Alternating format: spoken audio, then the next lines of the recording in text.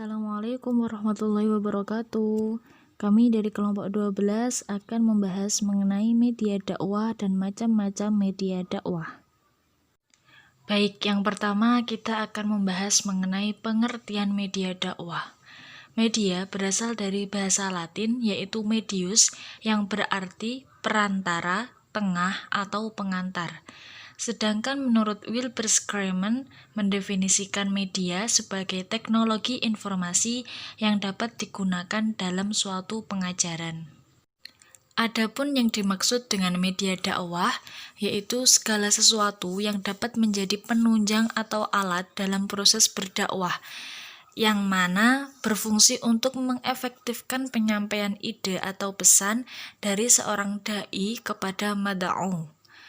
Melalui perkembangan zaman ini, kecanggihan teknologi komunikasi ikut mempengaruhi seluruh aspek kehidupan manusia, termasuk dalam kegiatan berdakwah, sebagai salah satu pola penyampaian informasi dan upaya transfer ilmu pengetahuan. Hal ini menunjukkan bahwasanya proses dakwah bisa terjadi dengan menggunakan sarana ataupun media. Kemudian yang kedua, kita akan membahas mengenai macam-macam media dakwah. Menurut Hamzah Yakub, ada 5 jenis media dakwah. Yang pertama, melalui lisan. Media dakwah melalui lisan ini merupakan salah satu media yang paling sederhana, di mana hanya menggunakan lidah dan suara. Media lisan ini dapat berbentuk seperti pidato, ceramah, kemudian kuliah, bimbingan, penyuluhan, dan sebagainya. Kemudian yang kedua, tulisan. Tulisan ini berbentuk media surat kabar, spanduk, email, buku, majalah, dan sebagainya. Kemudian yang ketiga ada lukisan yang dapat berbentuk gambar, karikatur, dan sebagainya. Kemudian yang keempat ada audiovisual, di mana alat dakwah ini dapat merangsang indera pendengaran atau penglihatan dan kedua-duanya berjalan secara bersamaan. Kemudian bentuk dari audiovisual ini bisa berbentuk seperti televisi, slide, OHP, internet, dan sebagainya. Kemudian yang terakhir ada akhlak. Akhlak ini merupakan suatu perbuatan-perbuatan nyata yang mencerminkan ajaran agama Islam sehingga nantinya dapat dinikmati dan didengarkan oleh mad'u. Sedangkan secara umum, macam-macam media dakwah terbagi menjadi 4 bagian. Yang pertama ada media visual, media audiovisual, dan media cetak. Yang pertama, media visual. Media visual ini merupakan suatu bahan-bahan atau alat yang dapat dioperasikan melalui indera penglihatan. Adapun contoh dari media visual ini yang pertama ada film slide.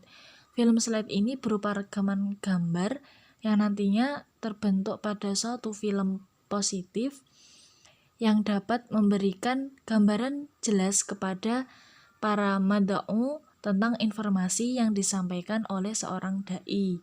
Kemudian yang kedua ada OHP. OHP ini singkatan dari overhead projector. OHP ini menjadi salah satu media yang paling tepat untuk menyampaikan materi dakwah kepada kalangan yang terbatas, baik berupa sifat maupun tempatnya. Kemudian yang ketiga ada gambar. Gambar ini menjadi salah satu media yang dapat memuat informasi atau pesan yang sesuai dengan materi dakwah. Seorang dai yang inovatif akan mampu memanfaatkan gambar untuk kepentingan dakwahnya secara efektif dan efisien. Kemudian jenis yang kedua adalah media audio. Media audio ini merupakan suatu bahan-bahan atau alat yang dapat ditangkap melalui indera pendengaran. Adapun contoh dari media audio ini yang pertama ada radio.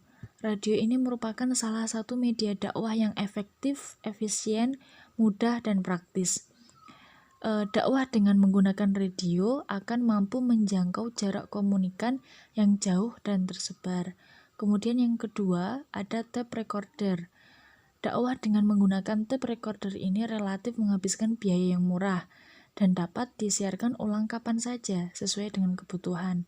Sehingga Di samping itu pula, dai juga dapat merekam program dakwahnya di suatu tempat dan hasil rekamannya akan dapat disebarkan pada kesempatan lain dan seterusnya.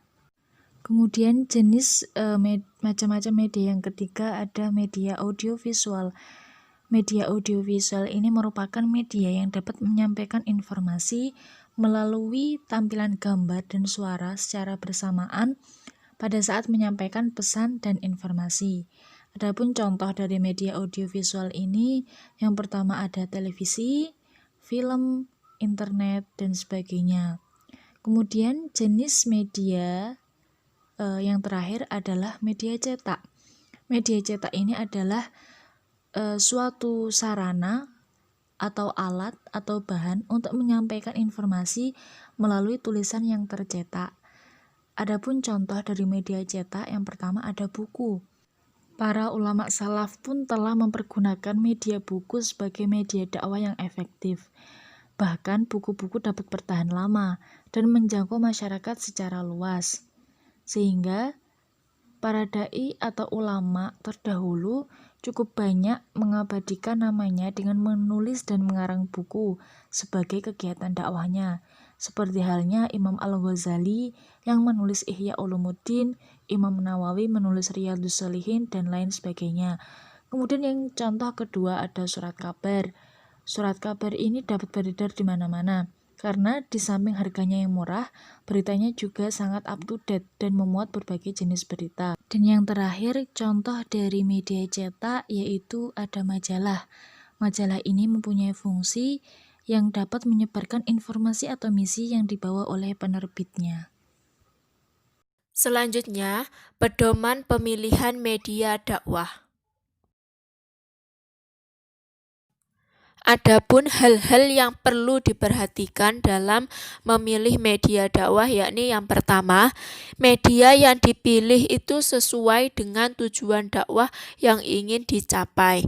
Selanjutnya, media yang dipilih sesuai dengan kemampuan sasaran dakwah. Jadi kan biasanya media menyesuaikan untuk sekitaran umur segini sampai segini itu pakai media apa atau sebagainya. Selanjutnya adalah media yang dipilih sesuai dengan materi. Nah, itu sudah jelas ya. Yang keempat, tidak ada satu media pun yang paling baik untuk keseluruhan masalah atau tujuan dakwah. Sebab apa? Sebab semua media itu memiliki karakteristik yang berbeda. Nah, itu karakteristiknya seperti apa? Yakni kelebihannya, kekurangannya, keserasiannya itu kan berbeda-beda seperti itu. Selanjutnya adalah pemilihan media hendaknya dilakukan secara objektif, yakni pemilihan media bukan atas dasar kesukaan dai saja, akan tetapi juga menyesuaikan si mat'unya atau sasaran dakwahnya, seperti itu. Selanjutnya, kesempatan dan ketersediaan media perlu diperhatikan. Jadi, penggunaan media itu harusnya untuk mempermudah menyampaikan materi dakwah, jadi bukan malah menghambat ya, karena kadang kan kita ribet dengan media yang digunakan seperti itu. Nah, sebaiknya sebelum melakukan dakwah itu dipersiapkan dulu media yang digunakan. Selanjutnya, yang terakhir, efektivitas dan efisiensi penggunaan media harus diperhatikan. Itu saja yang bisa kami sampaikan. Akhirnya, nun wa kolami wa mayasturun. Wassalamualaikum warahmatullahi wabarakatuh.